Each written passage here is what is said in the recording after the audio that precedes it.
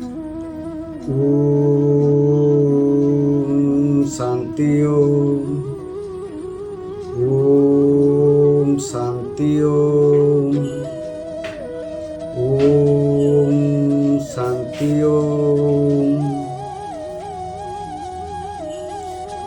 आज्ञा हाँ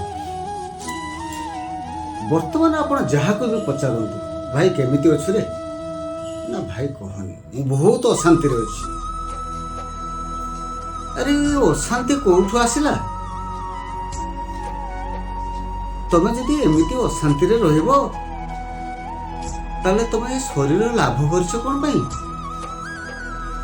एई अशांति को दूर करिवा पई एवं शांति रे रहिबा को आपण माने सब बेले चेष्टा करंतु ए पई आपण मानकु किसी दिगपति ध्यान देबा पड़िबो।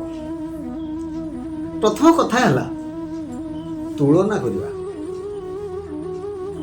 कंपेयर टू अदर आपण अन्य मानक सहित तुलना करंतु नहीं यह बहुत दुख दे था।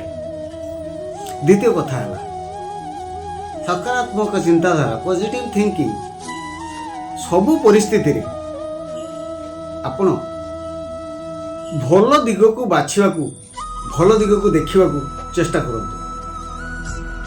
तृतीय संतोष बा सैटिस्फैक्शन जहाँ अच्छी से खुशी रहा चेष्टा करंतु। अधिक लोभ आज्ञा भल नुह सेटा अशांतिर कारण होता है। चतुर्थ कथा है आध्यात्मिकता एवं विश्वास believe in God and faith ईश्वर ऊपर भरोसा रखंतु देखिए आपण जीवन चिंतामुक्त हो एवं खुशी रही पारे। पंचम कथा है क्षमा गुण फॉरगिवनेस अन्य को क्षमा करने द्वारा एवं मन रे राग न रखा शांति आवश्यक। मन रे राग रखिले आज्ञा शांति मिलबनी। षष्ठ कथा है समय परिचालना टाइम मैनेजमेंट निज काम को ठीक समय रे जदि आपण करि परिबे ताहले मानसिक शांति आपको मिले। षष्ठ कथा है अंतर्निहित शांति इनर पीस ए पई निजर आवेग को नियंत्रण करिबा एवं मन को शांत रखिया पई ध्यान करिबा। किछि समय पई ध्यान करंतु।